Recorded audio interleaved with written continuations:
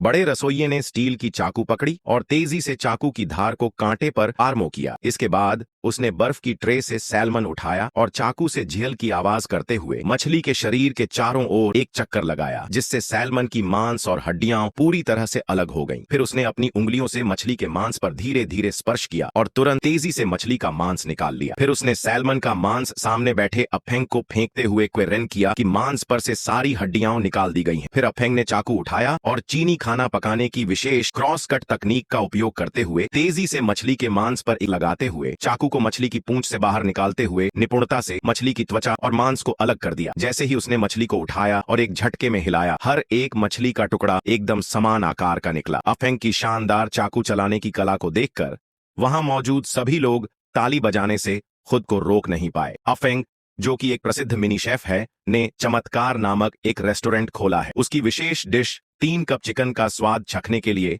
हर दिन बहुत सारे ग्राहक लाइन में लगे रहते हैं और कई मीडिया रिपोर्ट्स भी इसके लिए झगड़ते हैं। लेकिन अचानक एक दिन उसी रास्ते के पार एक 3 सितारा मिशेलिन रेस्तरां खुल गया और फौरन उसका व्यवसाय छिन गया। उस रेस्तरां के मुख्य शेफ था जो अफेंग से कम ताजगी नहीं रखता था। जब देखा कि दोनों रसोइये की कला बराबर है तो उन्होंने साथ में एक कुकिंग चैंपियनशिप में भाग लेने का फैसला किया ताकि चतुर ग्राहकों द्वारा उनके कुशलता का मूल्यांकन किया जा सके। जैसे ही प्रतियोगिता शुरू हुई, अफेंग ने एक बतख उठाई और उसे कटिंग बोर्ड पर रखा। उसने अपनी निपुणता का इस्तेमाल करते हुए बतख की हड्डियां तेजी से तोड़ दी। उसके बाद उसने एक छोटे चाकू को बतख के पेट में डालकर काटा और खींच लिया, जिससे मांस और हड्डियों को अलग किया।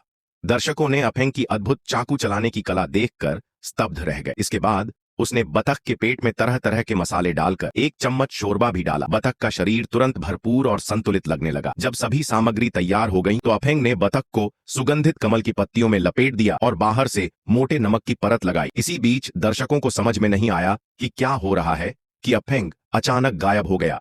जब वह वापस आया तो उसके हाथ में एक पुराना बड़ा कढ़ाई थी। उसने उसमें 50 किलो धुएं वाला आटा डाल दिया और 10 मिनट तक तेज आंच पर पकाया। अफेंग ने बतख को पूरी तरह से उसमें डाल दिया। इस प्रक्रिया के बाद उसने बतख के मांस को काट लिया और एक शानदार कुएं में बतख बनाने में सफलता प्राप्त कर ली। उसने हल्के से बतख के पेट पर चाकू चलाया और उसके अंदर से रस निकल आया। एक पल में पूरी प्रतियोगिता का स्थान सुगंधित हो गया। जब पैनल ने जिस साधारण बतख का मांस चखा तो उन्होंने एक शब्द में इसकी प्रशंसा की, अद्भुत।